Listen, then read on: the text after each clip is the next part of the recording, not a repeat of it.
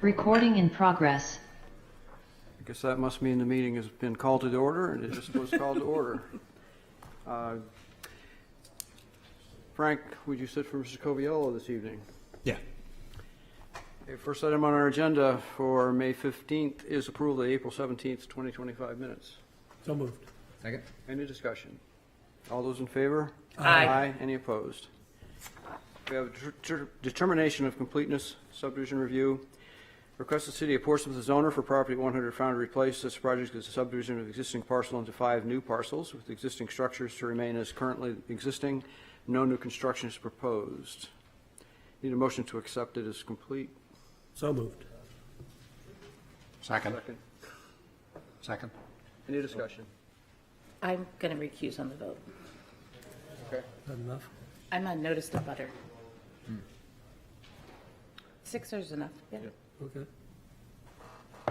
All those in favor? Aye. Any opposed?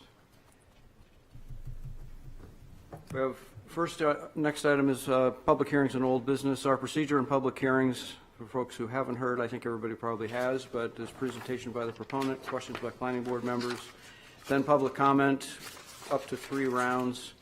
If you wish to speak in the second or third rounds, you must speak in the preceding rounds.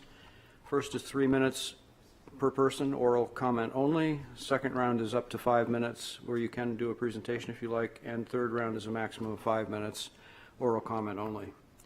First item on the continued form of public hearings is request of Aviation Avenue Group as owner, Kane Management Company Group LLC as applicant for property 100 New Hampshire Avenue, requesting amended site plan approval to modify our prior condition of approval. This property is located on Assessor's Map 308, Lot 1, and lies within the Pease Industrial or PI District.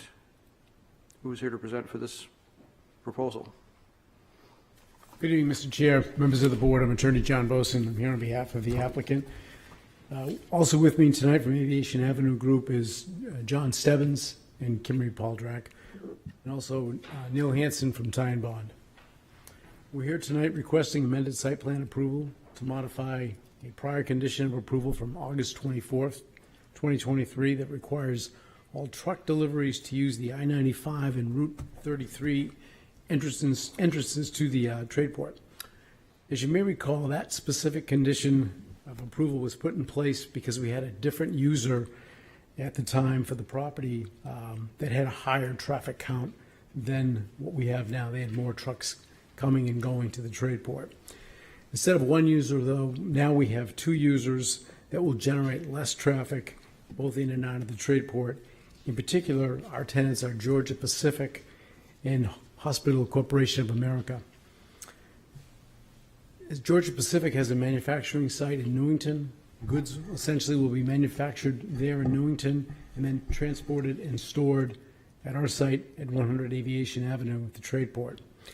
The natural point of entry to the trade port is across Route 4 and into the trade port using Arboretum Drive. This route is more efficient and avoids residential and retail areas and multiple traffic lights. Collectively, between our new tenants, there'll be less truck traffic coming in and out of the trade port. So eliminating this restriction makes a lot of sense. We'll have a positive impact on our tenant and we'll have a positive impact on the traffic pattern. As you know from your packet, you should have a letter from the PDA dated May 14th, and they're in support of this request. Nothing really further to add. Neil's here if you have any questions. I'm happy to answer any questions. That's the nuts and bolts of our request. Any questions of the applicant? So is the intent to build out the other portion of that lot as well and over time? I'd have to ask my client about that, John. Not at this time. No. Okay. If I remember correctly, this was supposed to be like a furniture delivery stop spot. It Is that was. what- It was Fidelitone was the actual client. They were a delivery company for Williams Sonoma, and they were going to. Their traffic count was their trucks coming and going was a lot higher. Which is what, okay. I just wanted to make sure I was remembering. And that was the the right reason for that. Yep. Yeah. What's the difference in the number of trucks? Just for Fidelitone, I believe, was 64 trucks a day, and this is down to around 50. Is that correct, Neil? 54. Yeah, hi, Neil Hansen with Ty and Bond. We are total 34 fewer truck trips per day, 17 entering, 17 exiting than the prior approval. So about half as many, roughly? Yeah, the proposed, it's 10 trucks for HCA and 20 for Georgia Pacific, so 20 trips and 40 trips. Okay. Any other questions with the applicant? This is just a recommendation, yeah? Yep. Yes. Have to have a public hearing. No other questions? I'm going to open the public hearing. Is there anybody here or on Zoom who wishes to speak to, for, or against this application?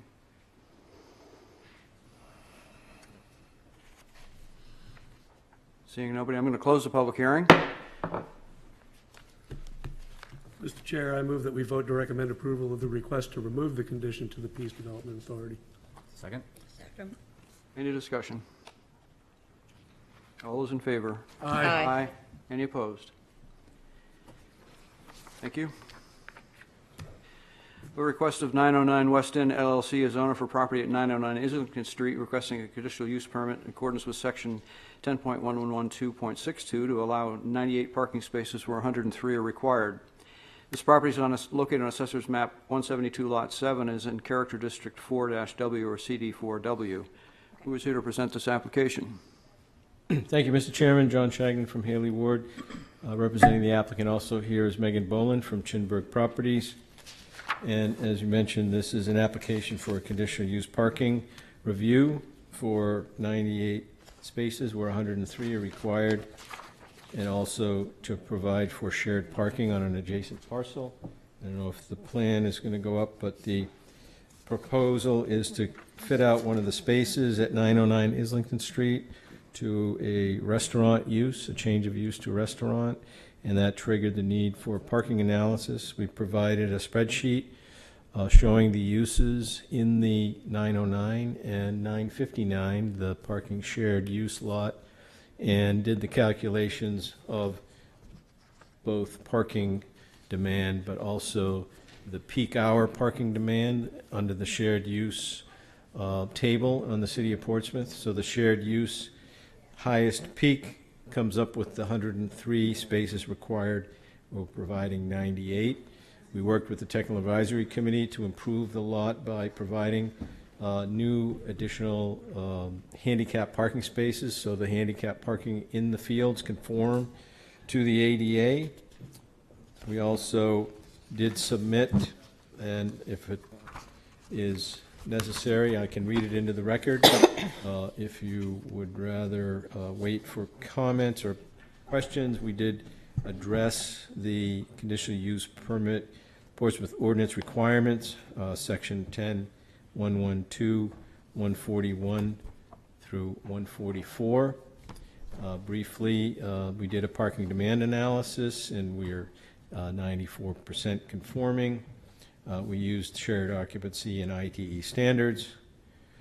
The proposal is in a location that's in close proximity to residential residential areas within walking distance, a coast bus stop, and the shared parking between daytime and evening will, I think, make this an acceptable amount of parking spaces for the use. We're going to add some bicycle racks where you can grant the conditional use permit if you find that the number of spaces is appropriate for the use of the property, and we would submit that given the nature of the Portsmouth West End and parking habits, the number of spaces is inadequate. And we did supply some information.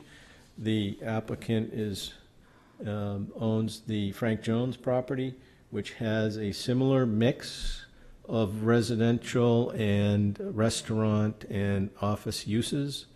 Actually, the commercial part is restaurant and office, and so I provided some information that the gross parking requirements at that facility, which is not overflowing, is that more spaces are provided here. There's more spaces. The square foot per space is higher in this application. So we leave it to you to determine if the parking supply is adequate. We would ask that you grant this parking conditional use permit and shared use. There's a lot license agreement in the packet that shows the legal ownership is there to provide the shared parking. That, of course, would be a condition of approval, that work its way through the legal department. There's a spreadsheet that we provided. If you have any questions, I'd be glad to answer them. And we look for your approval tonight. Okay, questions of the applicant?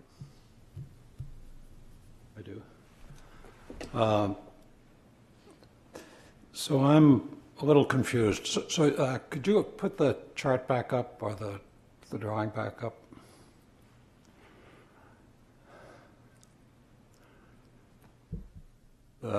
There's a gas station currently, or that's been torn down on Islington in the front of this property as well? So there was a gas station right here at 921 Yep. Islington Street. The tanks and pumps were removed. The building still exists, but that's not a part of the subject lot. And the intent is that that will also be a restaurant? That is currently in a design, or it's been through some design phases to convert that to a restaurant, but it's not the subject of this application tonight. Understand. Just kind of thinking holistically about the parking in the area, if there'd be another restaurant adjacent there. On page 8 of the presentation, if that could be brought up, there's a chart. The spreadsheet? Yeah.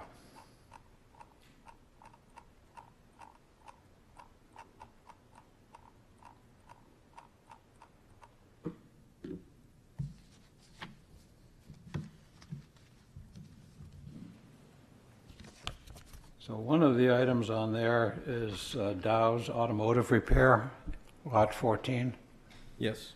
which shows a requirement of 3 spaces in the evening and 8 during the day.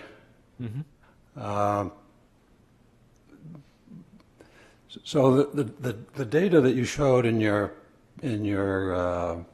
parking analysis was based on studies done, surveys done in Texas and Tennessee and a few other places 15 to 20 years ago.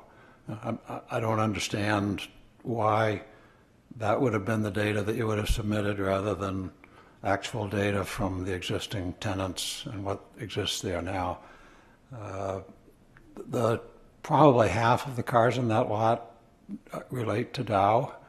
And many of the people there leave the cars overnight if they're going to be picked up in the morning or at night. So I question the data on Dow.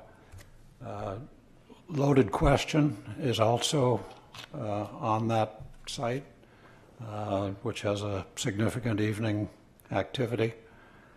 And even if, given the benefit of the doubt on those 3 thoughts, what you're submitting does not conform to what the recommendation of the city is, if I'm understanding the data right. Okay. Am I missing something? And are you ready for me to answer those Please. questions? Are there more? No, please. Okay. So the parking demand analysis is based on 3 things. First is the City of Portsmouth's parking demand, which is in the zoning ordinance, which basically quantifies some square foot requirements based on the use.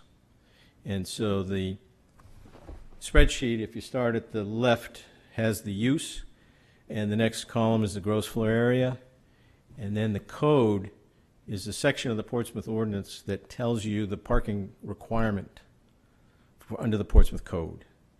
And so then the next column is parking required per gross floor area. So, for example, the radio station, under the Portsmouth Code, it is a entertainment, I believe, and it's 5.50, and the parking requirement is 1 space per 1,000 square feet. It is 2,130 gross square foot area, so it calculates to 2.1. And then we are required, under the code, to then round up every one of those individual calculations, so that comes to 3. So 3 are required. Then you have the ITE parking demand. The Institute of Traffic Engineers is a nationally recognized authoritative body that collects the studies. As you mentioned, there were some studies that you felt were not appropriate, but that is the standard. That's the book that you use, and it's mentioned in the Portsmouth ordinance that you use the ITE parking demand. So the parking demand is same thing, code, which is the code that the closest representation of the existing use in the ITE. There's a couple that they don't have radio stations, so we went with Portsmouth, but they have other codes, and they're slightly different. You have the calculation based on the gross square foot area, the number of spaces after you round up. And it's interesting to note that the total required parking under the Portsmouth demand and the ITE are very similar, 150 and 142. So I don't think the ITE is that divergent from what the city requires.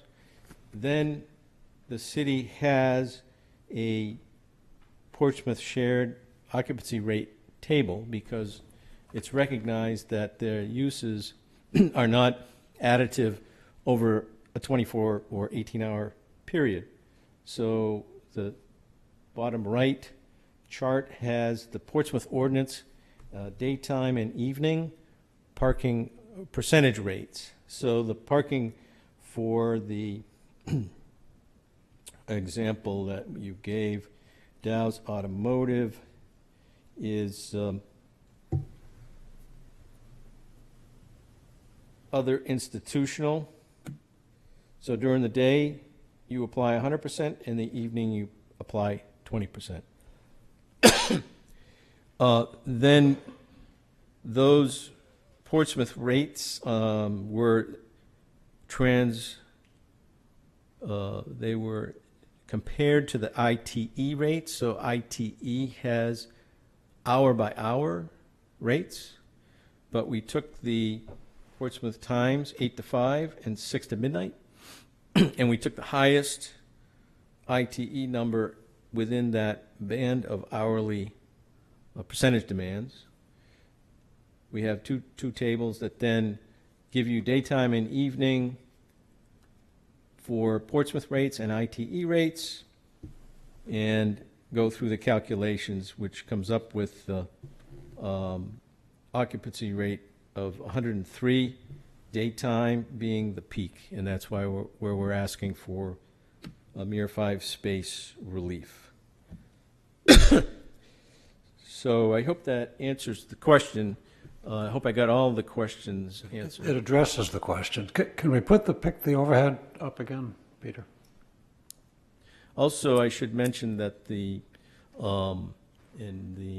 representative from Chinburg Properties can testify to that. The car repair shop by lease has a fixed number of spaces that they're allowed to use, and it's 10. On a continued basis or by certain hours or? I would have to ask, but that's the peak that they can have for Let's dead finish. vehicles. Did you have a question on the plan? I was just going to look at the number of cars that are in that area, and it's not 3. That's Whatever. obviously daytime, right? It's not 8. But there's other people occupying the building, and then if you would just bear with me for a second, the use, this is the 959 parking field, and it has a very limited, daytime use, so. Correct. John, you mentioned that, and I think it's on your sheet, the Brewery Lane comparison, Yes, which is local data, yes. and in comparing what you have what, 2,500 square feet, 2,700 square feet more, and 5 more spaces there. What's the occupancy ratio over there, do you know? So the Brewery Lane has one space per 350 square feet, Right. and this is one space for 340. And how is it working at Brewery? I mean, There are no issues with the Brewery Lane. I haven't seen anything going Right. by. Yeah. So that's, it Seems to work. doesn't get much more local than that. That's, Yep. and understand the prior question, I'm a fellow member of the ITE, and that database is, as I've said before, it's voluntarily submitted information from engineers from around the country. That's why you get Texas and Florida and California and everything else. And the ITE keeps it all together, and they have recently started calling out some of the oldest stuff, from the early 80s, and in the process of getting it all online, which makes it easier to use, so. But some things like parking in the context of an area aren't that different geographically. But the comparison to Brewery Lane, that was a very good thing to do. That's very useful information. Very similar square footages, too. Right. Yeah. Any other questions of the applicant? Any more? No. Thank you. Yep. Was there 2 parts to this? No. Okay. I'm going to open the public hearing. Is anybody here or on Zoom who wishes to speak to, for, or against this application?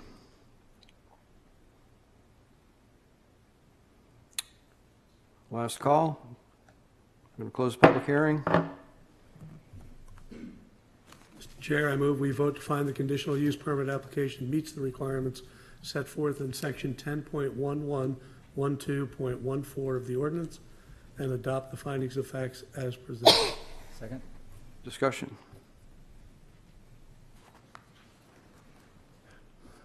All those in favor? Aye. Any opposed? No. Findings are adopted. Mr. Chairman, I move that we vote to grant the conditional use permit with the following condition. 2.1, the parking covenant shall be recorded by the Rockingham County Registry of Deeds. Second? Discussion? Yes. I'm very familiar with this area, and I don't live very far from this area, and have spent a fair amount of time, and I have to say there's way more parking on this side of the street in this specific area than there is sort of a little farther east than this. And there are places that house a lot of people there for events, and they have no parking whatsoever. But because the area does have, bank and grocery store and places around, I think that they all make it work. And by adding the bicycle, there's going to be a lot of people who are living in this area who are just going to walk to this restaurant. So I don't have any issue in allowing the 5 parking spot shortage in any way, just knowing how many people in the area that can walk there for a short distance and probably will. Yeah, I agree. I don't think that there's a huge competition of uses here. You have daytime, you have nighttime. Biggest thing I can advise or suggest, and it's really just a loose suggestion, is just like wayfinding signs or some identification signs for the new restaurants or even some of the established businesses back there. I've been to Loaded Question a million times, and navigating that parking lot can be tricky. So even some sort of identification would go a long way, but obviously very excited to have a mixture of uses. It's a great adaptive use of that site, and it's excellent to bring the town out that way. So. Anything else? All those in favor? Aye. Any opposed?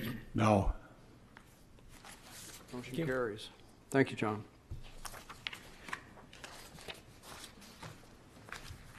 Next item, we have Lawrence Brewer and Joshua Yitzdi as owners for property at 253 Broad Street, requesting a conditional use permit from section 10814 for construction of a new single-family dwelling with an attached accessory dwelling unit.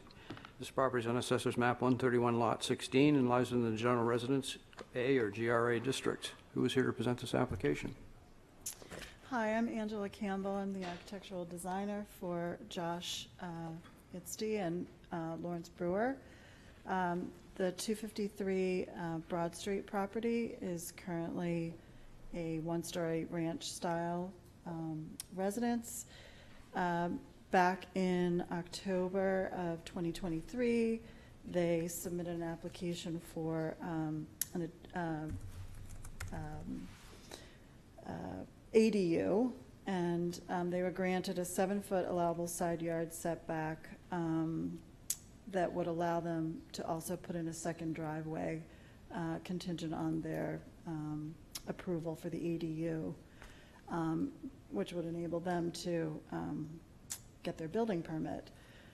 So we've been working on the floor plans, and the ultimate goal was to add a 2-car garage and also allow them to build an ADU on the lower level for their aging mother. The current site is a sloping site, and it allows a walkout basement to the rear, which allowed the opportunity for them to do the ADU on the lower level and have a entrance on grade. Currently, the existing footprint is 1,500 square feet roughly. They're looking to add another 1,000 square feet to the footprint.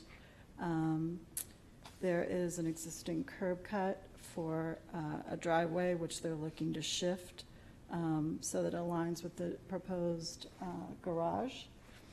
And there's also an existing curb cut for the driveway for the ADU, which they're looking to reuse and provide a new driveway for just the ADU unit.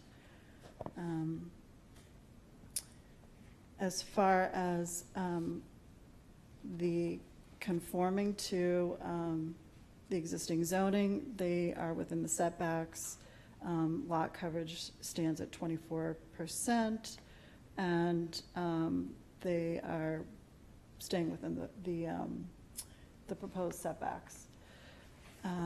It's a modern style design, and the average mean height is 24'6" with a maximum ridge height of 31 feet.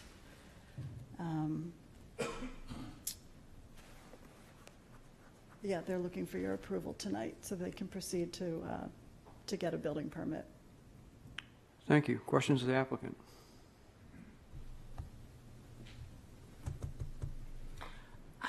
If I remember what I read correctly, you're tearing down what's there and starting over. So is this the existing footprint that exists today? No, so you can see on the site plan, there is an outline of the existing footprint. If you scroll down to the next sheet L1, there should be a site plan. You go back up. One more. There we go. The line, there's a dotted line to the inside of the footprint that shows you the existing house footprint. So they're expanding. And I should say that since we've submitted this plan, we received the CAD survey plan.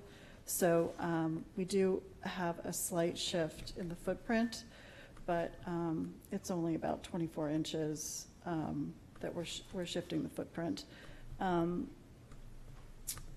So that just shows you the existing I get it now. footprint. Thank you. So you're not using the 7-foot side yard variance. You're conforming now, right? We are conforming, correct. Any other questions? Thank you.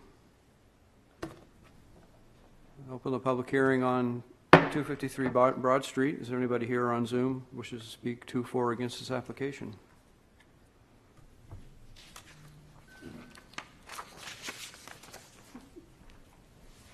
Hi, I'm Dan Indo, the owner of 239 Broad Street, the lot right next door. We were actually one of the ones who wrote a letter back in 2023 for the 7-foot variance. I am definitely for allowing them to do the tear down in the new structure. It's within the 25%, leniency, and I think it would be a nice upgrade to the neighborhood from the existing structure that's there. Secondly, I'd like to say I'm an advocate for the double driveway. The curb cut has been there for two driveways for many, many, many years. It kind of actually looks silly now without having a driveway. So I would also put my 2 cents in to say thumbs up on that. So we're the closest neighbor, on the other side, I guess, to Josh and Lawrence, and we welcome the change in the neighborhood. Thank you. Thank you. Anybody else here or on Zoom? I think our ratings are dropping. Nobody's watching us on Zoom anymore. Must be basketball or something. I'm going to close the public hearing unless somebody raises their hand. Public hearing is closed. I'll make a motion that we vote to find the conditional use permit application meets the requirements set forth in section 10.814.62 of the ordinance and adopt the findings of fact as presented. Second? Any discussion? All those in favor? Aye. Any opposed? I will continue to make a motion that we vote to grant the conditional use permit with the following conditions, 2.1 through 2.3 in the staff memo. Second? Is that especially long 3? Well, I was looking at the next page to see if it went on. Sometimes I forget to look at the next page to know there's like a 2.4 I missed. Any discussion? All those in favor? Aye. Yep. I was just going to say that I really appreciate that they're fitting this into really the footprint of what's going to be the existing house. But it meets all the criteria that we spent a lot of time changing just a few years ago. So I always appreciate it when someone comes in and fits into all of that, and it really works. So thank you. And I think we snuck in a vote there. Yeah. Any opposed? Okay. You are approved. Thank you very much. Thank you. Next item is request of Brian Lampert Revocable Trust as owner for Lexi's Joint as applicant for property at 218 Islington Street, requesting a conditional use permit in accordance with section 10.440, use 19.50 for an outdoor dining and drinking area as an accessory use to permitted principal use. This property is located on Assessor's Map 137, Lot 21, and lies in Character District 4L2, CD4L2, and the Historic District. Who is here to present this application? Hi, I'm Danielle Damsel. I'm the general manager of Lexi's Joint. And yeah, we just wanted to propose to have the outdoor seating. It'll be in the front left area of the lot underneath a pre-existing overhang that's attached to the building. During 2020 to 2023, during COVID, we did have an outdoor seating during the regulations when it changed to have extended outdoor seating during the pandemic. And so we were just hoping to extend that use so that way we could make it a permanent summer location. It will have four tot tables, so adding 16 seats to the existing restaurant. And then we will be working on, if approved, getting a liquor license that will extend to the outdoor seating. Do you guys have any questions about anything? Any questions? Just to clarify, this would be just under that overhang. It wouldn't be in front of the restaurant itself. Yes, just under the overhang. You can see more clearly on the image there. Okay. But it's an extended. It's an overhang that currently just sits empty. Our neighbor is currently moving out, and so there's some existing things happening in there now. But it is part of our property, so it would be, or our rent, the lease. But it would be just in that overhang, so it's going to be completely blocked off. And we'll add, temporary not chains, but temporary ropes to completely seal off the area. Gotcha. I'm just curious, so as part, because you said your neighbors were moving out, which I'm glad you said that, because there was a huge pile of junk under Yes. there when I drove past it coming here tonight. And I'm thinking, what the heck is going on there? So you guys have that one unit, there's another unit, so is the owner giving you, the use of that? We'll stay within our unit, but he's currently moving he's a collector, so he's currently moving a lot of his collection. I'm actually not 100% sure what will be happening there, but our unit will stay the same, so we'll stay at just the 212 Islington, and then that part is part of our unit, but we do have permission from Brina, which is David, to have the outdoor seating there during the summer. Okay, thank you. Of course. Any other questions? No other questions? I'll open the public hearing. Thank you. Anybody here or on Zoom who wishes to speak to, for, or against this application?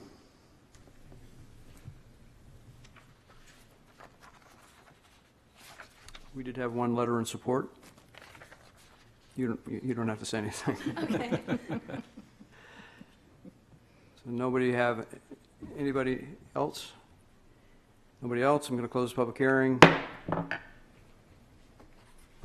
Mr. Chairman, I move that we vote to find the conditional use permit application meets the criteria set forth in section 10.243.20 and to adopt the findings of facts as presented. Second? Discussion. I like the fact that this board has got an opportunity to do something to help our small businesses and our restaurants and so forth, because they're feeling some pressure right now. Indeed. All those in favor? Aye. Any opposed? Mr. Chairman, I move we vote to find to approve the conditional use permit as presented. Second? Any discussion? All those in favor? Aye. Aye. Any opposed? You are approved. Thank you. Thank you. Next item is requested by the City of Portsmouth as owner for property at 100 Foundry Place. This project is the subdivision of an existing parcel into 5 new parcels with existing structures to remain as they currently exist. No new construction is proposed at this time. This property is located on Assessor's Map 138, Lot 60, and lies in the Downtown Overlay and Municipal M districts. Who is here to present this application? Mr. Chairman, members of the board, John Shagnon from Haley Ward, representing this proposed subdivision. With me tonight is Mr. Peter Rice, city engineer, I'm sure you all recognize. John Roulette from Pinchin, environmental consultant, and Christine, am I going to? Sprovero. Thank you. She's a project manager at the Department of Public Works. Thank you. So we're here tonight to get your approval for a 5-lot subdivision. The property is one that was amalgamated over a series of transactions and includes the Rock Street Park, sections of Rock Street and a parking area, Foundry Place, the parking garage parcel. Those of you, and I'm not sure if there was anybody, maybe Beth, but there was a subdivision that was done to create the lot that the Portsmouth Foundry Place garage and was placed on, and Foundry Place was created. That property was merged with other parcels, the old Rock Street garage and the Rock Street Park parcel, and shown as one lot on a tax map. So essentially what we're doing here is we're putting lines on paper. We're taking that lot and ascribing it to different uses as outlined in the submission material. I don't know if you want to put up the plan of subdivision, the overall plan, just to go through briefly. There's this, you do have a tax map exhibit that shows the existing parcel, the old subdivision plan, and this exhibit shows the various parcels that we're looking to create.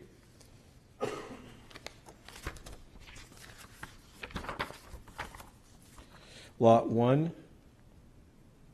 is the Rock Street Park lot, starting from the left. Lot 2 is Foundry Place, that will go from the end of the parking garage and this parking area in the back out to Deer Street. Lot 3 is the parking garage lot. Lot 4 is the Rock Street parking area and includes this area of the Foundry Place.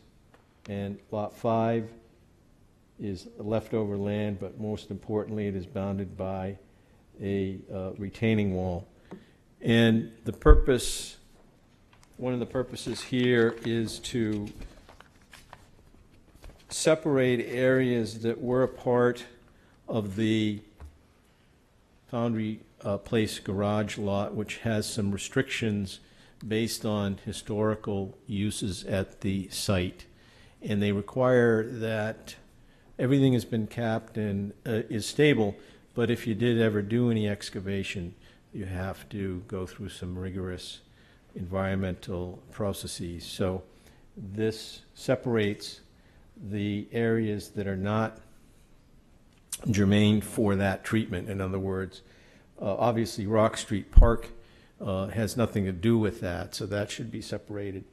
The Foundry Place right-of-way is included in that, and the garage lot is, but then when you get to the circle and the parking and Rock Street, those areas really have no association, and it would be a burden to the city to have to go through a lot of exercises if they were to ever need to just replace a utility pipe or replace, dig up and do anything like redo the landscaping.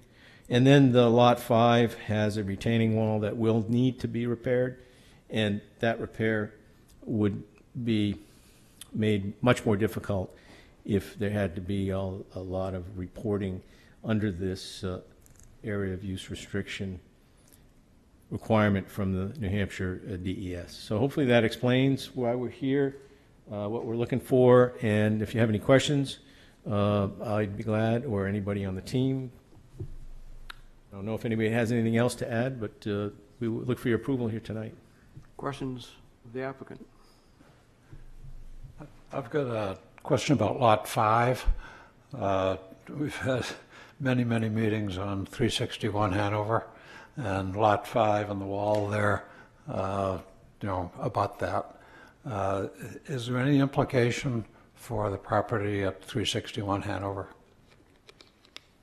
I'll let I Mr. can Rice speak to answer that. that. Sure. Peter Rice, Director of Public Works. There's no connection to the proposed development at that site. The intent here is, as John Shagnon mentioned, was to really separate that from the use restrictions. That wall will likely need to be repaired, and by carving it out of that, that use restriction area, it makes it easier for us to do that type of maintenance work. So it has nothing to do with the development that's proposed in that area. Peter, do you know, does this require DES approval of any sort?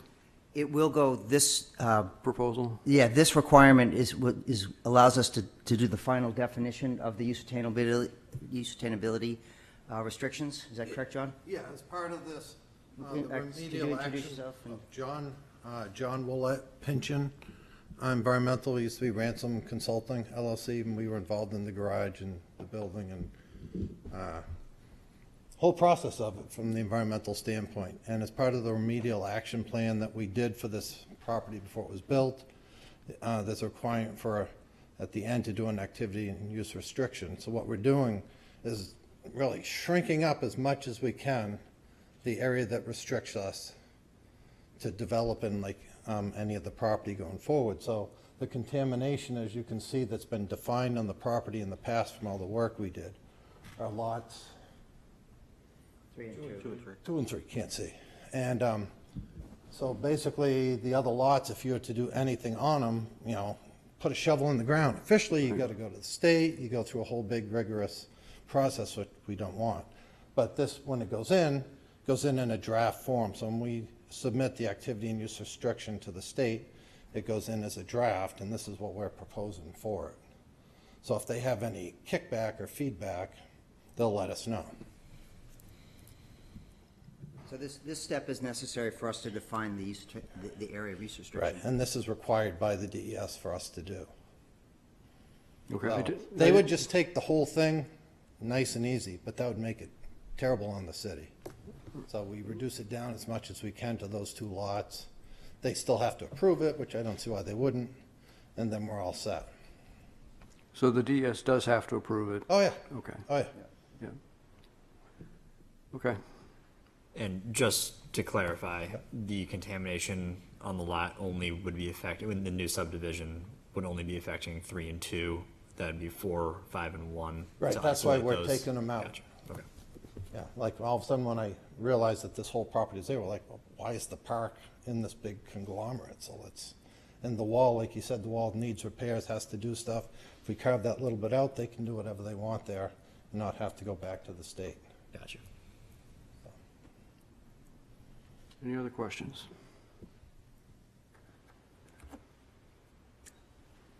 Thank you. We'll open the public hearing. Anybody here or on Zoom wishes to speak to, for, or against this application?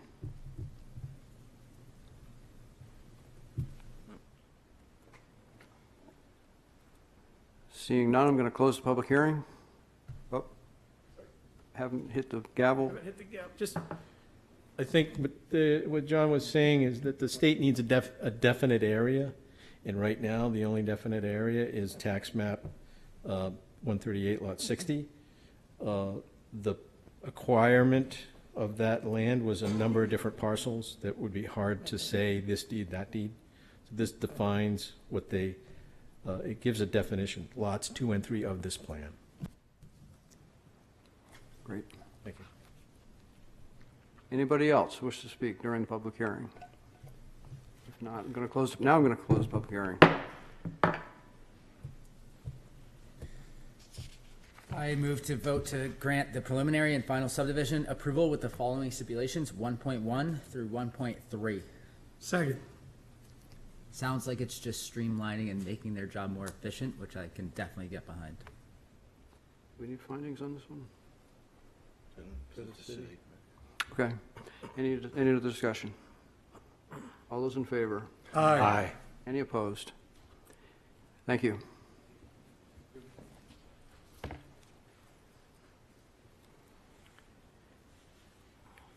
Next item is a preliminary conceptual consultation from Service Credit Union as owner for property located at 126 Lang Road, requesting site plan approval for construction of workforce housing in 2 70-unit apartment buildings, a 30-unit workforce housing building, a 30-unit veteran housing building, and a possible daycare on the first floor, with 35 market rate townhomes in 5 buildings and associated site improvements.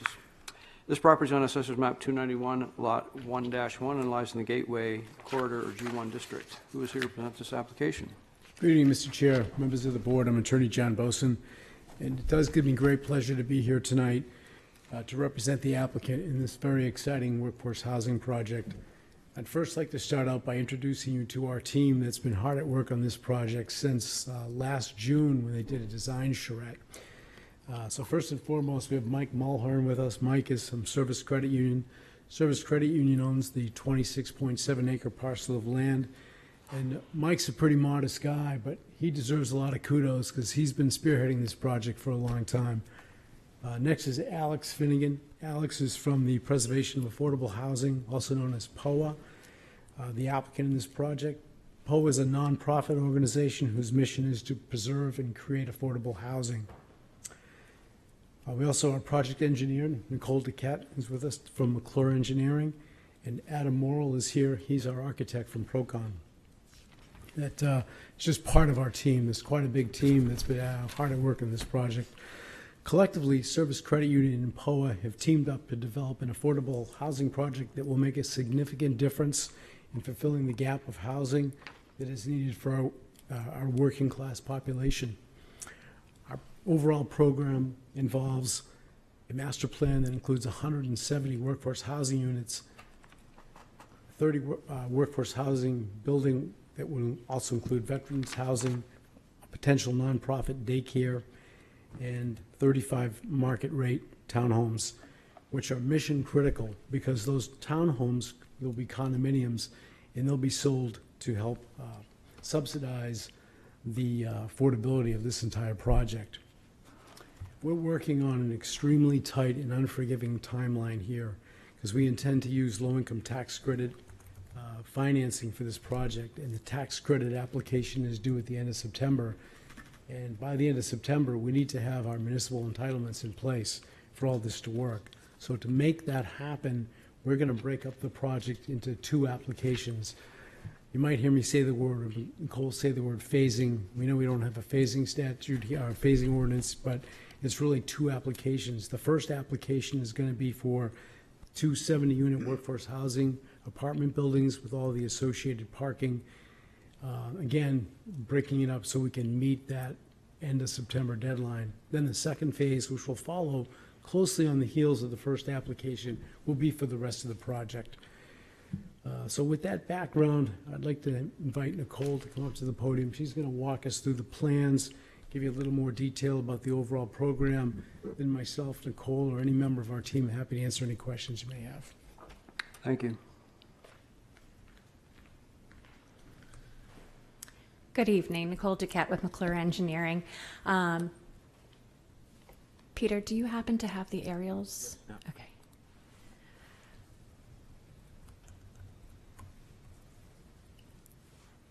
So I'm a very visual person. So I always like to have photos of various things. So what I've done is I've found aerials of this site throughout the years because there is a history of this lot. This lot, I'm going to walk over there. Don't touch it. It's a touch screen. Okay, thank There you. there is a pointer at the I podium if you know, want but to. it's just easier Okay. for me to do this. So Lafayette Road is up here because whenever I use that pointer, I use it wrong, and then I make it harder for Peter. So, so Lafayette Road is right here. Ralph's Trucking, this used to be Ralph's Trucking. So right now you're seeing Ralph's Trucking that was there in 1974. They hadn't all the way cleared this lot, but you can see how much of it is. So this is where Service Credit Union sits today. So if you go on further, the next slide, this is in 2005. At this point, we had the Ralph's Trucking had cleared a lot of the lot and created a pond back here. So you'll see that in further slides too. So we have this man-made pond here. We have all of this being used. And then in 2010, which is the next slide, this is when Ralph's Trucking left. The planning started happening for the Service Credit Union building. And to the next slide. This is the year after Service Credit Union was built. This is before Long Meadow got continued on to Lang. Lang just has a straight through right here. So we have this roundabout that cul-de-sac that ends right at that last light industrial building. So this is, in 2013, we start the revegetation of this. I want to say revegetation, but there's a lot of still old trucks back there. I think an old excavator, lots of tires, pipes, lots of trash that's still within this which now has been vegetated.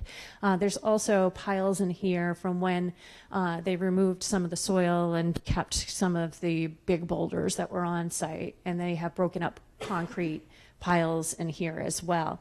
And then a concrete foundation that's still out there today. So if you go one more slide, this shows a little bit more. This is that man-made pond back here. This is starting to get vegetated. This is, again, before Long Meadow comes in and around.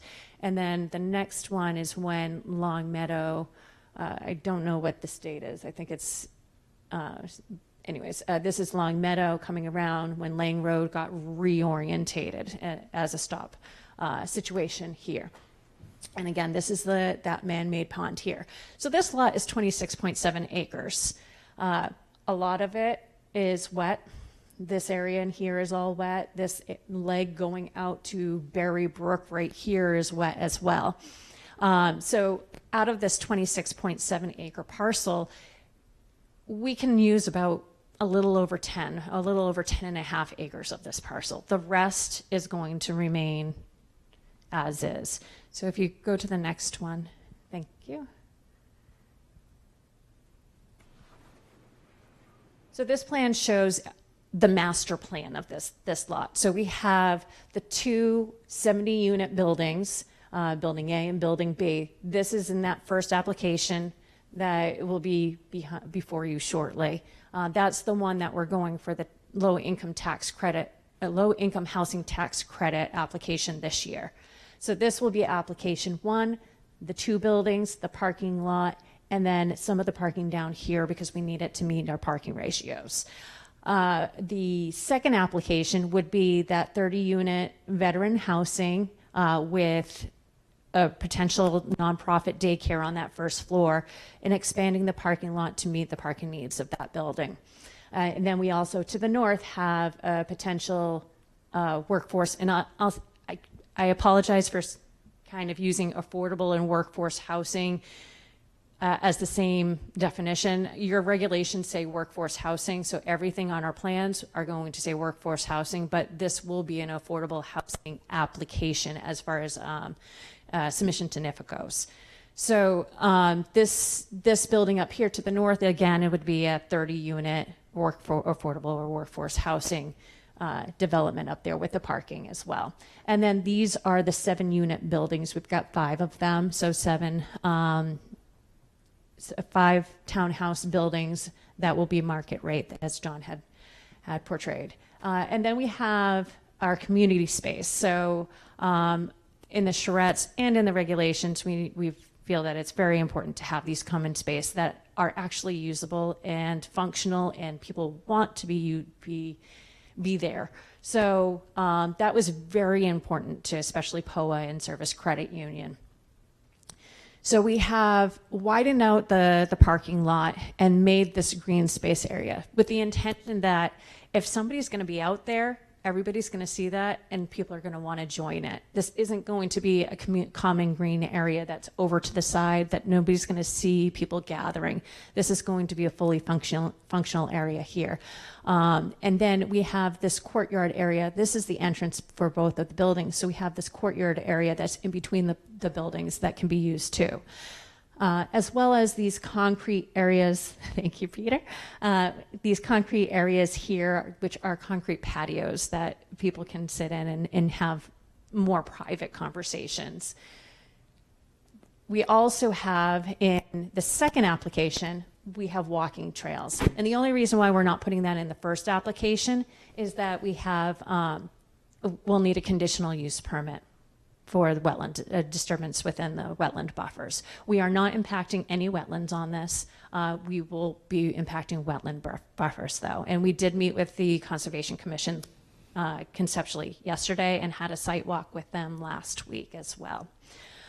So we're hoping to have these trails and it sounds like they're okay with them, but we may have to reduce the amount of trails we have because we do have, it's just the season where all the vernal pools pop up. We found out just this spring that just a month ago that we have a vernal pool located in a wetland up in this corner here. And then we have another vernal pool that's in this area here. Again, this is the man-made wetland here, but we have wetlands all around here. And we have a couple of wetlands, but they're not, they're under 10,000 square feet back here that don't have that buffer. If you can go to the next slide. Actually, we can skip the existing conditions. We can go, yes, this, one before. So this is just a black and white image without the aerial. One thing to mention that this wetland here is it's a man-made stormwater wetland that was created for the treatment of the stormwater for Service Credit Union. So we have that in here, and then we have a bioretention area here within a drainage easement that Long Meadow Road drains into. So that's treatment for the town, the city road there. We also have a drainage line that runs through the site that goes into a drainage swale that feeds the wetlands to Berry Brook. So those vernal pool locations, we've got one there, that's where that vernal pool is, and we have one in this area here. There's a ponded area there that's a vernal pool as well. As far as costs for this, we've got some costly items. One, as you can see here, there's some ledge on the site, and exposed ledge and ledge that is slightly below the surface. And then we have some material that I would say that it's unsuitable, but not, it's suitable for landscape areas. It's unsuitable for structural fill. So a lot of this material will have to be moved and stored on site. So we have to, or exported. So we have the cost of that as well, because we're gonna have to be bringing in structural fill underneath our pavement in our buildings. The other cost that we have is there's no water line right in front of this site. So there is a water line along Lang, and then there's one halfway up Long Meadow, that the parallel side of Long Meadow to the plan. So it goes halfway up basically to where that last building is on Long Meadow. So we've been asked to connect that line, Long Meadow line, into Lang Road. So that's going to add some cost too, to loop the water line and then bring it into our site. The other thing is we don't have sewer. There's no sewer down Lang Road. So there's the residential neighborhood to the north on this plan. They are fed by their own, they feed into a pump station that goes out to Lafayette through their driveway. So it does not come down Lang. And so we'd have to bring the sewer all the way down to Lafayette. So that's going to be a cost too, because we're going to have to bring it down the right of way. As far as stormwater goes, we're trying to keep it open because open is, in most instances, the more affordable way to go. But we are looking into different options, but it will be fully treated, pre-treated and treated. That being said, we as John said, we did have a charrette last June and met with the neighborhood, and then we had a neighborhood meeting at the end of April as well. So we have a Service Credit Union and POA have done an amazing job trying to get the neighbors involved and hearing what they said. One of the comments that they said is to make sure that we have enough parking for the facility. And so we are meeting, with these applications, we're meeting the parking requirements.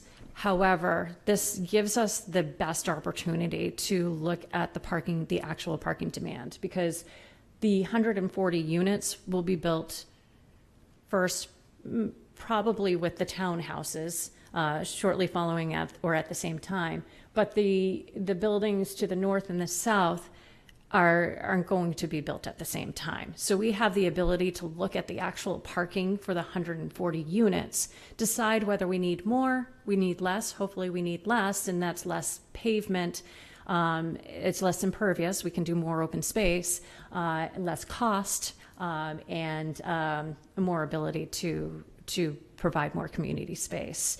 That being said, I think that's it. If you have any questions for myself or the team, we're happy to answer them. Thank you. Thank you. Questions of the applicant? Yes, Andrew, and we got a few. Very much in favor of this. Great use of the otherwise dilapidated space. Make sure you speak into the microphone so they can hear you. There you go. Can you speak to the orientation of the first two 70-unit buildings? I know that you mentioned some tough fill and probably bad soils that you have to accommodate. But I guess just the orientation. So this front-facing 70 units, will that be entirely hidden by the Service Credit Union building, visible from Route 1? So the Service Credit Union building actually sits a little bit, actually, if you go North to of the that. one with the aerial, that kind of shows you, it sits a little to the north of the site, so that 70-unit building will be visible. The grades do tend to go up towards Lafayette, so it will be visible, but at least the grades are going up towards Lafayette, and this is going to sit further down than the Service Credit Union lot. And then question number 2 is Bless you. moving, or the thought of moving the workforce housing 30 units is at the northern side towards Lang Road. Why didn't that sit parallel to the veteran workforce housing on the left-hand side of or on the southern side? I think the reason why we wanted to get the townhouses on the back is because that would probably be more favorable to a townhouse developer to have the view of the wetlands and to have a little bit more privacy. Yeah, so I was referencing the northernmost 30 units, workforce units. Yeah. Oh, the northern ones. Yeah. On the elbow of Lang and Longmeadow. Is there an opportunity to put that on the southern side, directly in front of the veteran workforce housing on the bottom of the page here? So where that open space is, where Peter just had his, Yeah. I'm going to try to use the Peter, the remote Peter. Hopefully I don't screw this up. This is a bioretention area there. That's owned by the city in an easement. So we can't put it there. We also have a 75-foot residential buffer to the south of that parking lot too that we have to stay out of. And then we're trying to not be redundant on our excuse me. We're trying to not be redundant on our work. So the intent was to have this parking lot constructed in phase 1 so that it could be expanded in phase 2. So that we're not tearing it up to create more work and more expense for ourselves. Yeah. And then I think my last point is in phase 1, the vehicular egress is in this giant circle that you've carefully laid out, but it also creates just a very long run of parking. So if you're parked closest to the townhomes and you live in the workforce housing frontage building, to get out of that parking lot, you have to go all the way around until you're in phase 2, it seems. So is there a second egress planned in phase 2 to the rear towards Lang Road? There isn't at this moment. So there's But we one can- egress for all 140 units? To go into yes, so there's this driveway that feeds this parking lot. Right. And then this driveway that feeds this parking lot down here, that goes into the main shared driveway. And then in phase 2, would the circular pavement area be able to egress toward the townhomes onto Lang Road at all? Right now, it's not planned, but we can look into that if that's something that the planning board wants to see. It's just that there's 140 units plus whatever your ratio is for parking coming and going at various times of the day, and that's just a long venture to get out, and also creates a lot of collision opportunities that could probably be prevented with a different parking design, albeit I appreciate the common area in the middle. That's just a lot of people coming and going and congestion. So it's really no different than what Service Credit Union has for their parking lot. They have that one driveway for this parking lot here. This is restricted to employees only. So it's very similar to that, where you have to go around here. It's the same amount of parking spaces, all leaving and arriving at the same time. So it's very similar to that, and that works well. The thing that we are battling here between the first application and the second application is we're trying to drop in grades, because there is an elevation difference between, so Long Meadow ranges at the bend, it's about 60. So in this area, it's about elevation 60. In this area, it's about 66. Back here, behind the townhouses, it's about 47. So we are trying to drop the grades too, so that we're not into the buffer with a lot of grading. So we can look at it as secondary access, but we may not be able to slope it down enough to make that happen. Paul, you had a question? Thank you. Nicole has very effectively explained her design, and I appreciate that and really appreciate this project. Does Service Credit Union own any other land in the city? No. He's saying yes, so, yeah. It's already used. The only thing I would ask of you, Nicole, and of the team is, in this preliminary design review consultation, is there anything this board can help you with at this time? John said you're on an aggressive timeline. You have your low-income tax credit application deadline pending. Is there anything specifically that tonight we can help you with that would help you with that timeline? So I'll let John come up here to have his thoughts, but I think for me, it's having like the comments that Andrew had, having those comments ahead of time now rather than at the formal planning board meeting. That's helpful for me, design-wise, to make sure that those comments are at least looked into and addressed beforehand. Yeah, like looking at your layout, the thing that popped out to me is how is lighting from the parking lot's gonna potentially impact the townhomes, so give some thought to that. It looks like the one unit down on the bottom, if that's the south, is that the veterans The south one is the housing veterans project, housing. right? Yeah. Between the parking lot and the townhomes, that building's situated, so, no ambient light carrying over there. But the ones above it are kind of facing that parking area. So it could just be a choice of lighting or something in your lighting plan, landscaping, something.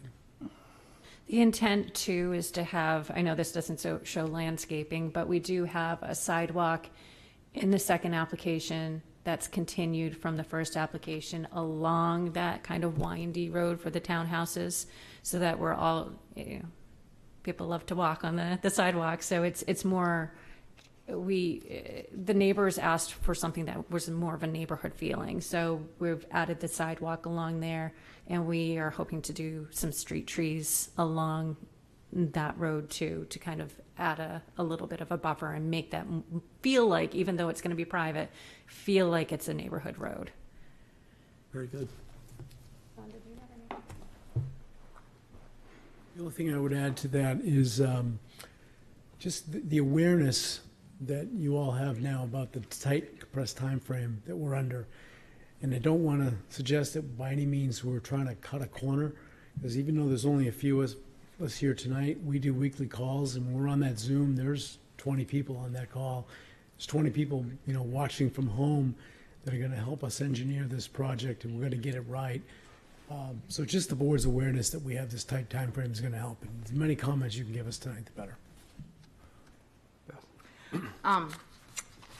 I've made it no shy comment that I love workforce housing, and I'm very excited about this particular project.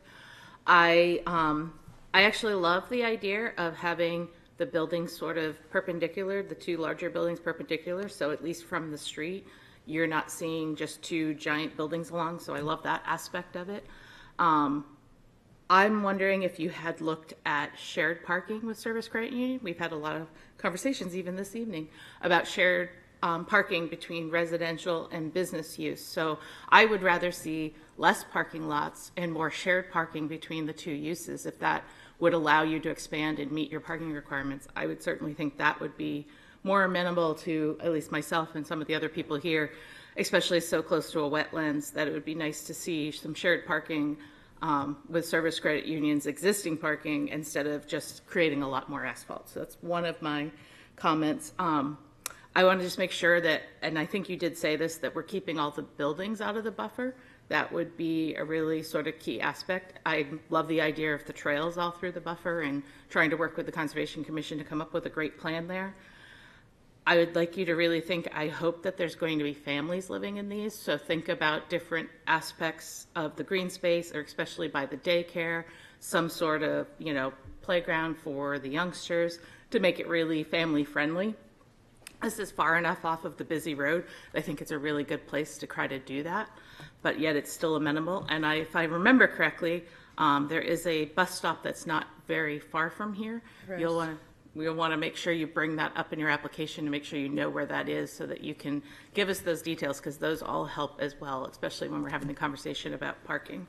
I would think about bike racks. A lot of people from this area, we're about to, all the way from exactly this point, all the way down to about the Market Basket, the New Hampshire DOT is looking at putting in bike lanes. So bike racks might be something you want to look at as well, because I think in the future that's going to be really handy for some of the folks living in this area. That's all I can think of for now. First, thank you very much. We've probably got 1,500 housing units in our pipeline that we've put in over the last couple of years.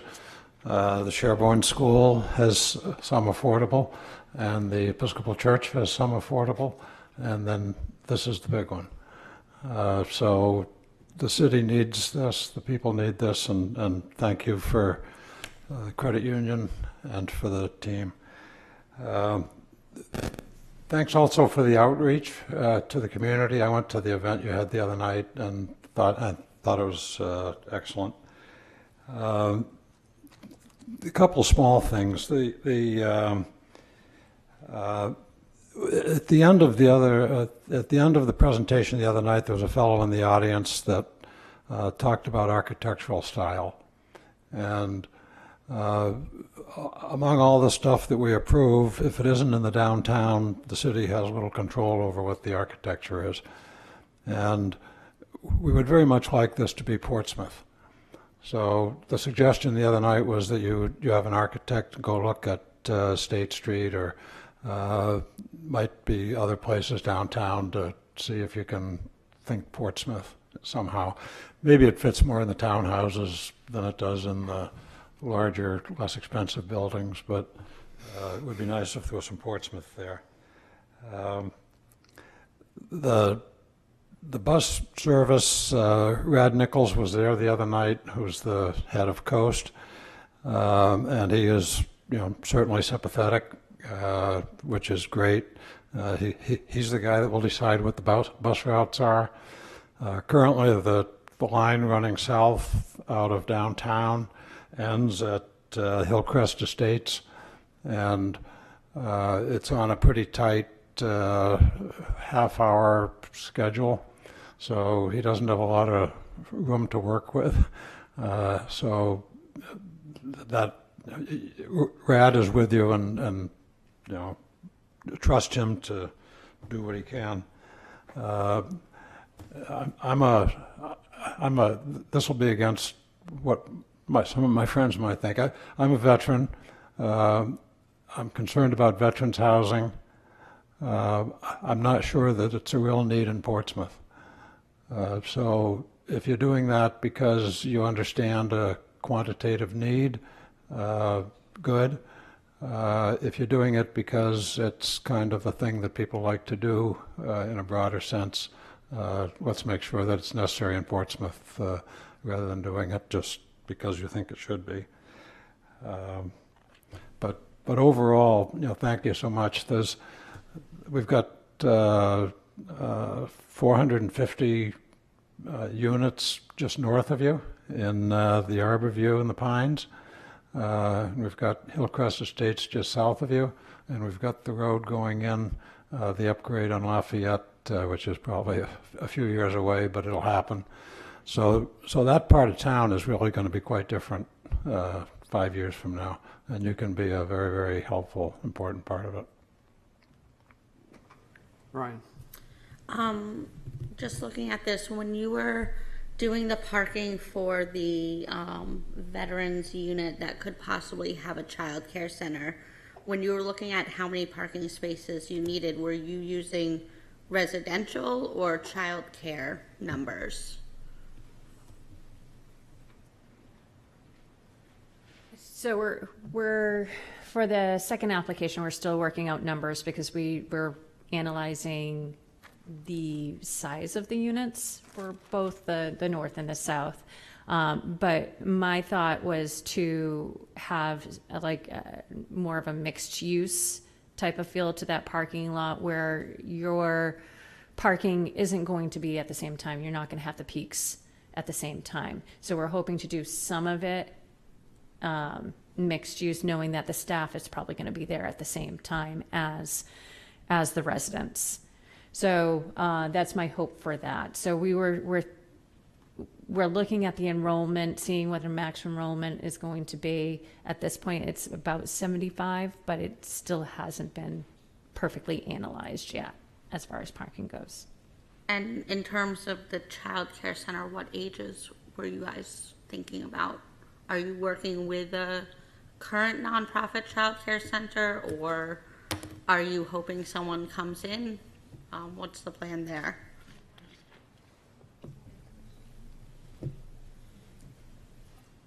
Hello, I'm Mike Mulhern from Service Credit Union. It's conceptual now. It's really one of our passions at Service Credit Union to provide some child care.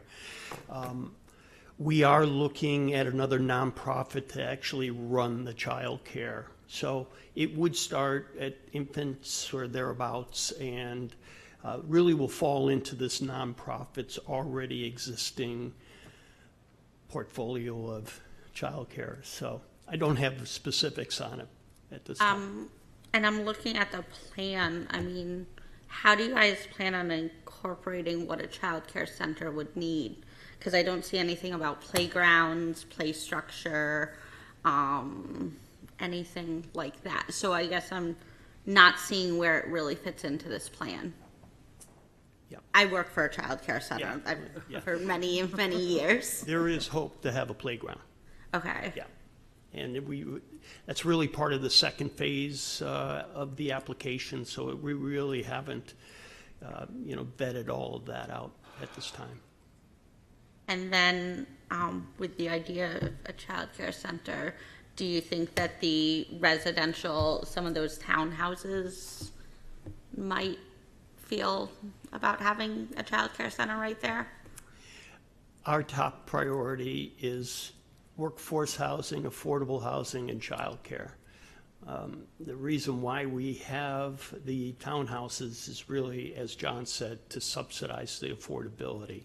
Those are something that we're really going to have to analyze the risk end of it all, but our top priority is affordable workforce housing and childcare. What is the footprint of the child care center? How big are you thinking it? We're thinking, we don't have specifics on that, but we're thinking a 3-floor building. First floor would be childcare, second and third floor would be veteran housing. And would the child care center be, so would the nonprofit be responsible for all like security and things that comes with the licensing of a child care center? Correct, yeah. Okay. We would not be part of that, the Service Credit Union. But Service Credit Union would be responsible for the residential part of the building? Well, I would say that, we have partnered with POA. They are the developer. Okay. They are the expert in landlord. We are not. We're the land owners, and we have a passion for affordable workforce housing and childcare. So we operationally would not be involved. Okay. Things in there. That's part of the reason why in the narrative that we did, it was always potential daycare, because we are still ironing those out. And I completely understand that you need to have so many square feet of outside area for a daycare. So I've permitted a couple of daycares too. So those will be on the application, on the formal application. It's just not on here conceptually at this point. So we'll have more of the square footage listed on the plan, the number of enrollment. We may not have age group right at that minute, but we'd have the outdoor play area kind of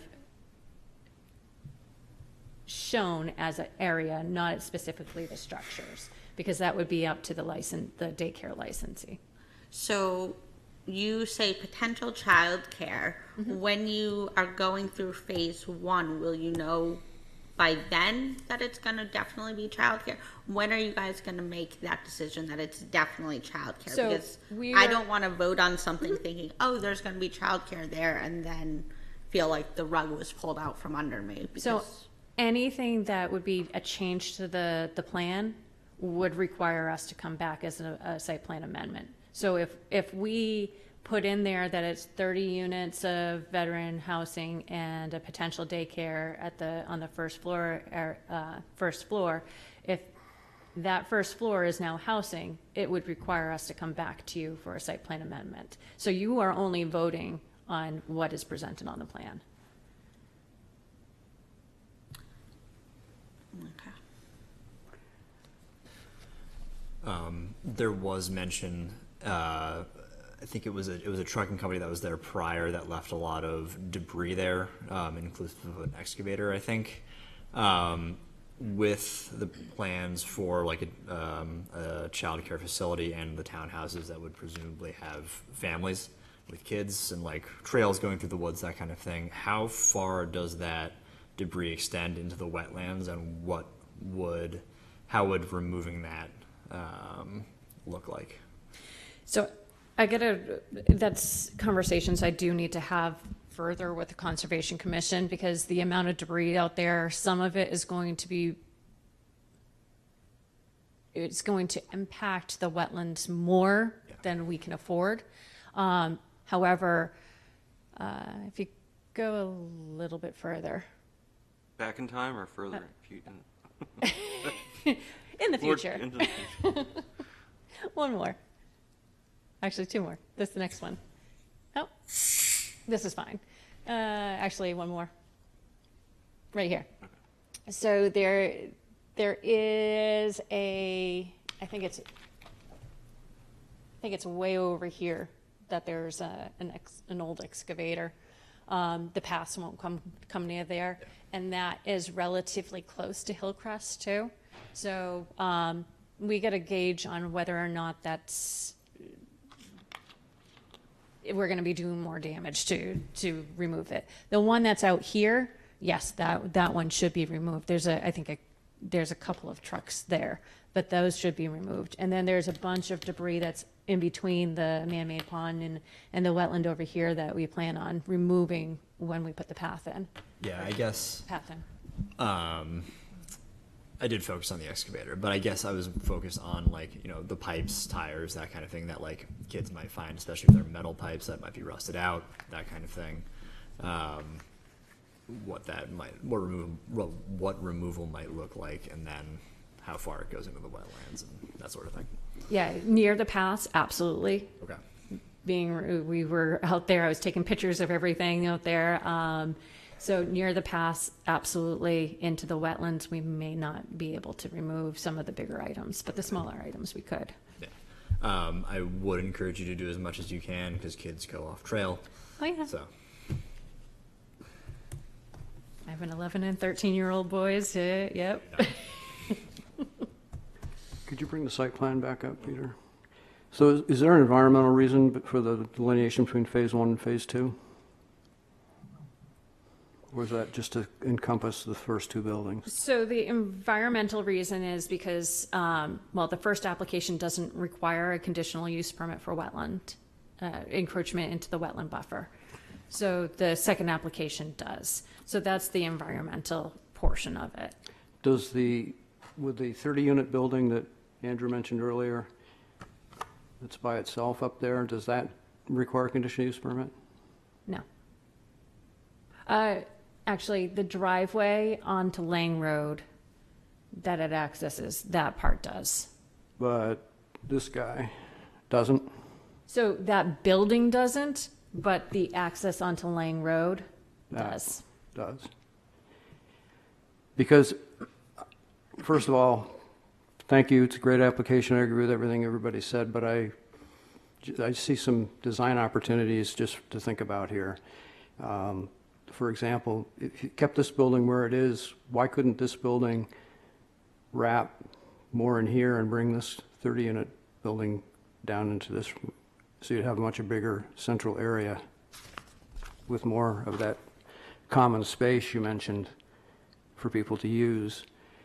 What you've got with this plan, you end up with this triangular space here, which is basically wasted. And now this building fronts on parking on two sides. And I think you're missing an opportunity by just shifting these buildings around. If any of these comments result in a delay in your application, that's not my intent at all, just something for you to think about. It's hard with this magnifying pointer thing to try to, It is. but basically if the building's wrapped, if you had a building here where you have one here and then perhaps one down here, you've still got openings for your townhouses, but then chances for more organization of both usable space and I think some parking efficiencies too. Now you know why I wasn't using that pointer. I do. It sometimes has a laser option, but it doesn't tonight. Oh, there it is. Oh, now you got to teach me how to do that. It takes two quick Two presses. One thing about workforce housing that I feel is important is to provide dignity as well for the people who live there. And there's a real tension between creating an economical construction, an economical design, and also something that people can be proud to live there and give them opportunities. You've done a lot here, and I just think there's a chance maybe to do a little bit more. But since I'm the only one who said anything about it,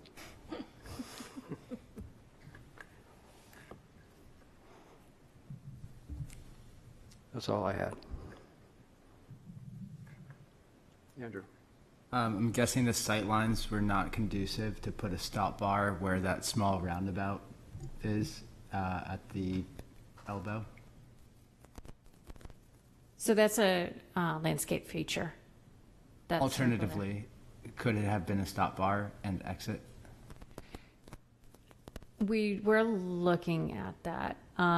It is a short turn for people coming around Lang Road Yeah. from Lang Road, but So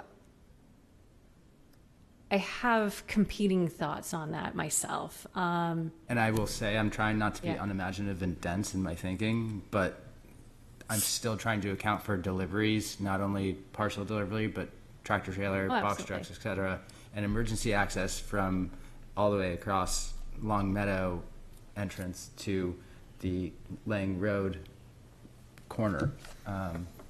And the chairman's comments of inefficiencies rings true, and I just trying to wrap my head around that. In my thought, my pause is just how to word this, and I apologize, because we actually are looking at that. And I'm having a struggle on whether or not that is a better driveway than the one that we're showing on Lang, because they both have their, I think I need to talk to Eric Eby and get his recommendation too, because coming off of having that stop bar on Lang Road, my fear is that you're sitting at that stop bar and now you have to look back around instead of just looking left and right. It's just a harder look. But on Lang Road, you have the situation where you have people flying around the corner too. So both situations have its challenges. So I think it's a good comment, and I think I need to talk to Eric, your traffic engineer, to get his recommendations as well. Yeah. I mean, for comparison's sake, and why I am on this topic, Beachstone has 4 egress points, and you guys have 1. The other thing I believe Peter Britz brought it up that we may need a variance. I brought it up. Oh, sorry. Yeah, you're only, I had in my note, Peter. driveway per lot, so a second driveway on a lot. Would require a variance. Even if they're phasing it and making it technically You two don't different- have a phasing ordinance, that's No, why. exactly. That makes my head hurt.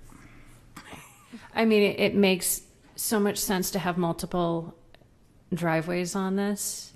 However, if we have to go for a variance on application 1, if I wanted to say phase, but application 1, then that kind of blows our permitting schedule right out of the water. Mm-hmm.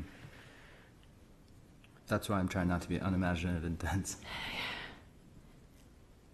One driveway per 5,000 square foot lot makes sense. One driveway for 26 acres, not so much. Absolutely. Lovely. Just yet another thing to look at in our zoning. Yeah. I just made a note of that. Like trash pickup, I don't really see happening on this. So the dumpsters are actually to the south. We put them in that lot specifically so that they were out of the 140, the main lot. So I'm not using that pointer because. So the dumpster for phase 1 is actually down here, so that dump trucks won't be going in and out of there. The other thing to mention too, we do have this area here that we do realize that people are going to need to move in and out of here, and we don't want them taking up several spaces. So we do have this striped area there so that it is going to be designated just specifically for your UPS vehicles, your U-Hauls, to sit there and wait.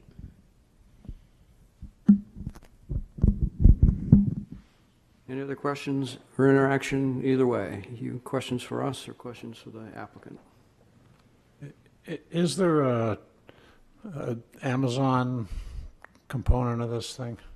I mean, do you have Amazon delivering to 170 different locations, or do they deliver to one? Oh, you're thinking like a mail room. Some buildings like this have a central. Okay, so I've been told by our architect that each building has its own package room. So it would be delivered to the building. And so for 70 people for one package room? Yes. And I believe that's pretty typical of these type of buildings, right? Anything else? Well, thank you for a very good presentation. Thank you for your time. Thank you.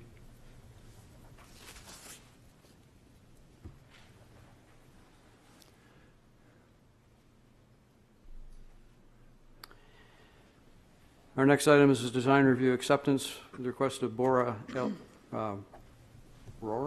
LLC as owner for property at 0 Dunlin Way, requesting a design review application for acceptance for the construction of 3 6-story multifamily residential buildings consisting of approximately 270 dwelling units with associated site improvements. This property is on Assessor's Map 213, Lot 12, and lies within the Office Research OR District and the Gateway Neighborhood Overlay District, otherwise known as the GNOD. Who is here to present this application?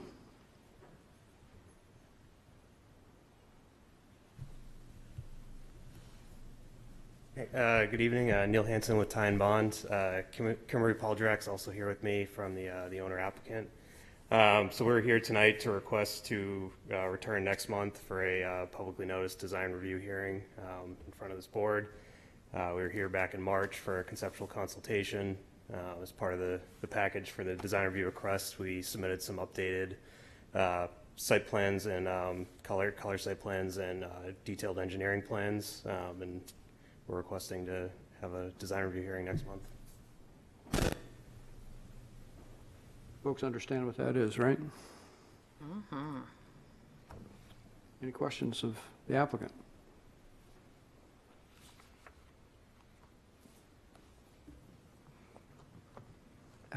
What are your parking numbers, Neil? How did you end up there?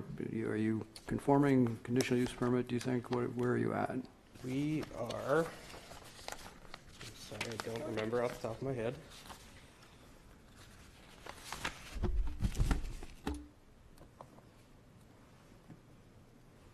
We are at 301, and we require 271. And we, this plan has parking under Building C, which is the building to the east. Some of the plans, something strange happened to the text, so. Yeah, we had sent, we noticed that a couple days ago and sent Peter a clean version of that. Something happened when we uploaded it and got all wonky. Fortunately, no one understands hieroglyphics. Language I didn't recognize. Okay. Yeah, and there's also along the reconstructed frontage, there's 30, I think it's 36 spaces, yeah, 36 spaces that are not part of that count, but would obviously be utilized by visitors to this site. Did we talk about a parking deck? They had possible parking decks last time we saw this. Yeah, Structured. So we have parking under Building C as part of this. The structured parking, the further we looked into it, it just wasn't feasible for this project, but being able to get a number of spaces under Building C, helped that reduction and get us to the parking that we needed And for that's this. this one? Yes, yep, that's correct. Yeah, the driveway you can see is on the bottom of the page there, entering the end of the building. Yeah, and as that lot slopes up the hill, so we're kind of utilizing that grade to split the difference between the roadway and the parking lot. So it's sort of a half under grading plan. Yes, Andrew. Unless you wanted to say something. Oh, go ahead. Kind of a dumb question. Irrespective of parking count and total parking spaces, are you happy with this parking arrangement? In what sense? If you could do it another way and add more recreational space, add more green space alone, would there be an opportunity to do that? I'm looking at 300 some odd parking spaces, which I get is sufficient and in demand. I'm also looking at a giant site of just pavement. So I just was trying to find some way, shape, or form to make it a little bit more pleasant. Yes, I mean, so with 274 units, 301 spaces is Pretty much a baseline. pretty tight. We are utilizing the 20% public transit reduction for having a coast stop within a quarter mile of the site. So we are lower than what would be required without that. I'm asking you now because it's not incriminating for you to say anything right now while we're not voting on it. And honestly, like, again, we're trying to work towards more sustainability, more common transportation, things of that nature. I think the problem is once you start getting lower than the parking we have now, it starts Yes. to become not feasible for the development to have less parking than what we have shown. Entirely. And because the back half of the site is a giant hill, there's not much else that can be done here. You know, the team did spend a lot of time looking into structured parking, and you know, it just doesn't work with this development to do that, unfortunately. So we spent a lot of time looking at a number of different layouts and options and the best way to get this, and this is where we landed. Obviously, we're still early in the process, so as we continue the design, this will likely get refined further with feedback from you folks, public hearings, TAC, all that. So this is the starting point. We understand that, but you know, we did spend a lot of time looking at this. I believe it. Arcs and lines are hard to fit together.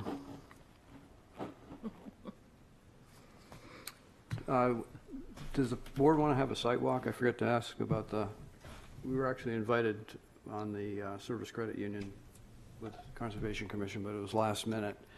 I don't know. Not picking on this application, I forgot to mention it earlier. Not suggesting it, but there's significant grade on that, as Neil mentioned. Yeah, and we will need a wetland conditional use permit there. As you can see, there's wetlands to the north of Portsmouth Boulevard, so that buffer comes across the street onto the road. So at a minimum, we'll need that from the Conservation Commission. So I'm sure they'll want a site walk at some point when we submit that application as well. Okay, So well, I don't know if maybe if they have a site walk, we can try to coordinate. do a joint or something. Makes sense? You're not suggesting a site walk prior to accepting the application? It could even, we could schedule it. There's not a, I mean, I like the idea of a site walk, but I'm personally not thinking I understand need, why. I need that Yeah. to decide tonight. Well, we're just deciding on scheduling design Yeah, review, so design review. it's not even an application yet. I think I have the information I need for accepting an application for design review, but yes, I do think, As a conceptual idea, I just thought about a site walk, that's all. Just, not, let's go out there next Tuesday or anything. well, I do like the idea of a site walk ultimately because, Portsmouth Boulevard and Dunlin are not, They're kind of broken up, they're barely a broken road. up now. They're There's barely a batteries in road. place. There's Jersey barriers, you can't drive. Yeah. Exactly, you can't even drive there. I had the surveyor call me and told me he was having trouble finding the edge of the road. There's too much grass growing. I want to walk the I'd tell him meandering to do his path best. up the hill and see, does that go right up to the abutter's bathroom window? I don't know. Yeah, we do have the 75-foot setback from the residential zone. You can see that dashed line on the bottom of the plan there. And then, so that was sort of the other reason, grade aside, keeping the larger buildings and the parking to the north, we're keeping as big of a buffer as possible there. Obviously 75 feet is the minimum, but we have that hill plus the 75 feet. So, obviously we want to be respectful for those neighbors and keep everything further north as we can. Can I ask one question? Yes. I'm just curious if you guys have talked to the Dunlin Way, two people that are like closest to that. You can see them on the overhead, that there's two houses sort of right at the end of Dunlin Way before you get to the curve where these are going to be. No, we have not spoken to I'd them yet. highly suggest you reach out to them sooner rather than later because You need to get them on your side. And they could be noticed that there's a Well, they will be noticed that we've scheduled public this, hearing so. and a site walk, and Yeah. if there's a site walk, and Informal outreach might be helpful, not required, but might be helpful. Yes, Bill? Can I ask Andrew's question again? I know nothing about this. Do people do double-deck parking garages in this kind of a circumstance?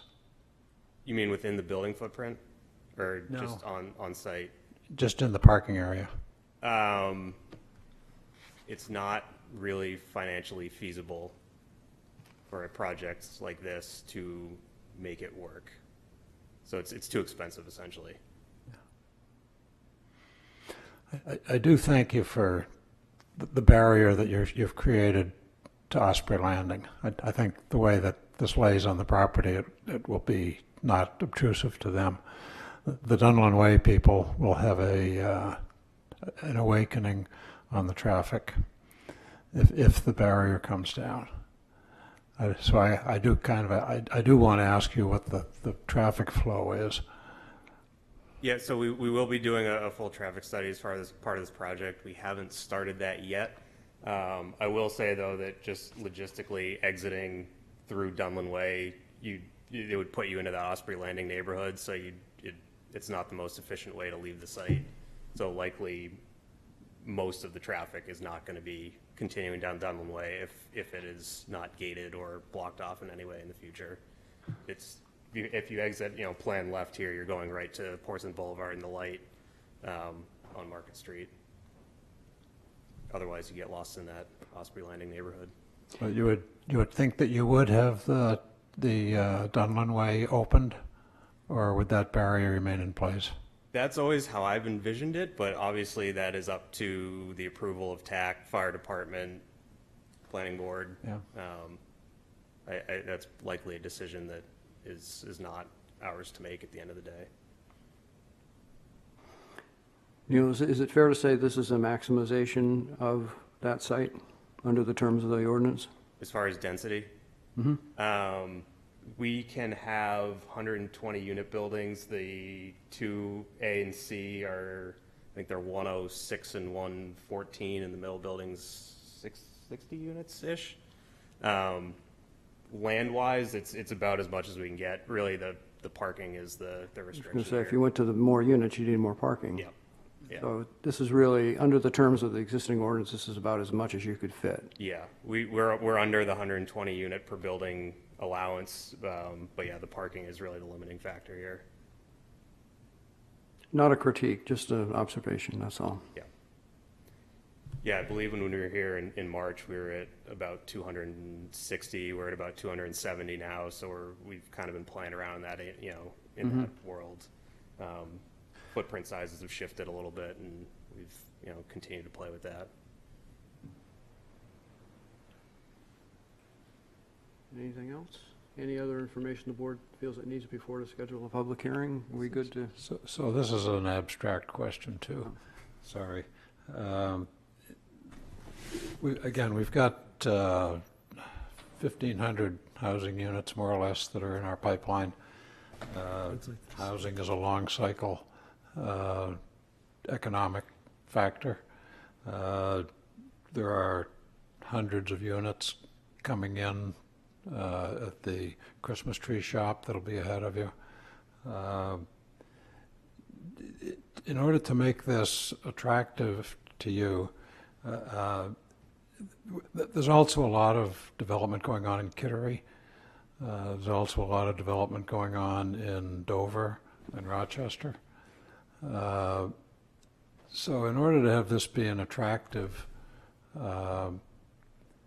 site for commercial viability for tenants, do you intend to do anything that would differentiate you? By right, you can probably just put up a square box, but do you intend to do anything architecturally to make this a more interesting site than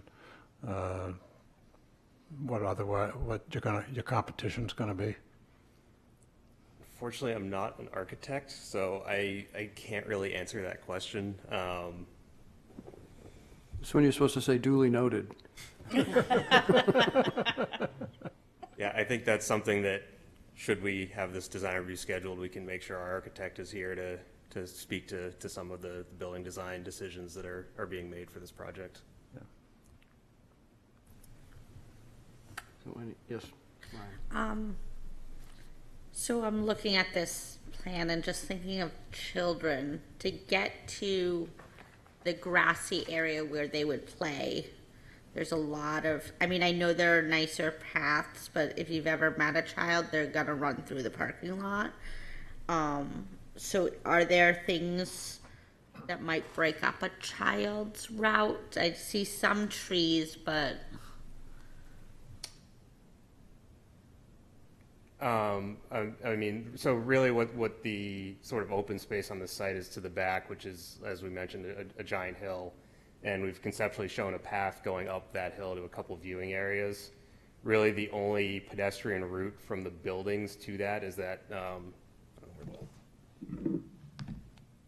this central corridor up through the parking lot. And there's actually stairs in here. There's some pretty significant grade changes, so all these parking tiers are kind of stepped up. So that's really the only you're gonna have pedestrian corridor. children running up and down stairs. Yeah, I mean, I know you guys are given, the land is what it is, but I'm just thinking about, you know, how children play and the fact that really the only space for them to really play is across this big parking ocean. Yeah. So with, you know, the alternative being stairs. So I'm just wondering if there are ways you could make it family friendly or child friendly to get to really the only, because there's not like a park they can walk to from this area. So this is going to be their play space. Yeah, and I think that's something that we'll certainly look at when we get into more of the landscape hardscape design. I mean, conceptually, you can see we've kind of used a different materiality through that pedestrian corridor, which helps delineate it. Using some additional landscaping and features like that can help sort of Maybe something a little softer. visualize, yeah. For Help create that children. visual barrier Yeah. as well as, you know, that, just to kind of let people know that there's a pedestrian area. Do you foresee any amenities inside the buildings? Kimberly? Showers? Kimberly Poldrack with the Kane Company. The middle building, Building B, I believe it is, will absolutely be, first floor will be the amenity space for inside amenities. Such as like a community room and that kind of a thing, or? We have put zero, well, we've thought about it, but we've put nothing in writing at this point for it. Space allocation. Typically, it's going to be a gym, things that you would have in any normal multifamily location.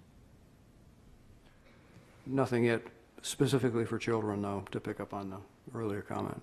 No, but valid comment, and we should definitely put that into our I mean, plan. you have 2 bedrooms listed, so I would assume there's the possibility that you're gonna get families. I mean, especially given that these are gonna be, you know, more affordable. So, you know, having some amenities for children, because yes, children might want to play in the gym, but treadmills and those machines aren't really child friendly. Understood. And we do have, as you guys are well aware, we have quite a bit of land and property that we own in that area. We're absolutely thinking about a much more lovely play area at some point in the future, but at this one, the other thing to point out is there are some there's more grass than you would think right up against the buildings where we intend to have grill stations and places for people to hang out there. So there will be some space where they don't have to go across the parking lot to get to it. But to your point, we would be looking at traffic calming in some way, shape, or form for that to make that safer. You just raised something that really piqued my interest. Are you doing an overall master plan at some point of your? We are right now looking at this, but you know, in our heads, are we thinking what will we do or what might we do in the future? Of course, we're thinking of that. At this point, this is the only thing we've got pencil on paper. It would be really helpful if you dared to share some broader ideas. That would be really useful. I know that you have a lot of property there. Keep that in mind. Duly noted. Duly noted. Are you ready for a motion? I think we are. I make a motion we vote to accept the application for design review and schedule a public hearing at the June 18th, 2025 Planning Board meeting. Second? Any discussion? All those in favor? Aye. Any opposed? You're scheduled. See you Thank next you. month. Thank you.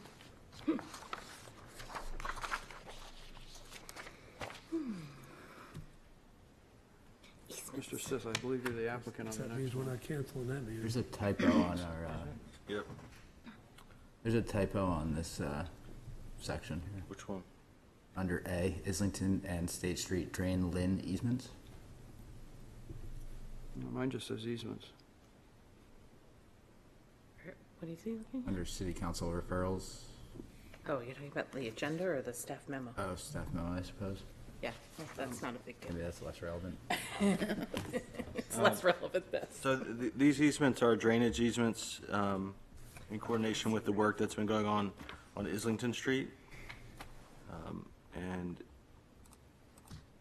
let me share Isn't this part of all the work that's been done? Yeah, on it's all the Islington work. Street? So it's securing easements across these properties and connecting over to State Street. I think the work's been done because it had to get done in a timely fashion. Well, if the work has been done, I make a motion. We vote to recommend to City Council to accept the drainage easements on 547 and 549 State Street and 72, 86, and 96 Islington Street. Second. Any discussion? All those in favor? Aye. Any opposed? Very good. After the Before I fact. forget, just that last motion reminded me that in the meeting in June is going to be on a Wednesday because It's the 19th holiday. is a Thursday, so Juneteenth is a holiday, and that's Thursday. My friend Ryan knew that. So we've moved the meeting back a night to that Wednesday. To the last night of school. Thanks for that one. Yeah. Also at 7 p.m. Yeah, it'll be same time, same place, It's also bike week. Different day. a day early. Really hoping I don't have anything else I don't think I do. The 18th? The 18th. The 18th, which I think that last motion said the 18th. It did. That's what Yeah. triggered my memory. It did say the 18th, you're right. And the last thing for tonight, I've mentioned the idea of having a workshop discussion about the master plan. There's a number of things that just didn't come together today for me to say that we should have it next week, like we talked about as a possibility. But keep an eye on your email because that's going to be happening. We'll be requesting it soon. So, I've had a conversation with the mayor, the city manager's out, as you can see, at a conference, and need to talk to her. And just some other conversations that happened, couldn't finish up today, so. But the contract is signed. It's the real deal. It's gonna be starting. Actually, Very consultants may already be gathering information. I don't know. They probably are. We're having bi-weekly meetings with the consultants. And they're just kind of gathering GIS Getting data. their arms and all around that stuff. Can I just mention one more thing? Because it's come up twice tonight, and like the last project had 2 driveways, both of those projects. And in our zoning ordinance, we have one section that talks about driveways which meet the standards for general access way and driveway design in our, so the zoning ordinance cites our site plan regulations for driveways. And in the site plan, it says you can have 1 driveway per lot. Oh, it's only in site plan?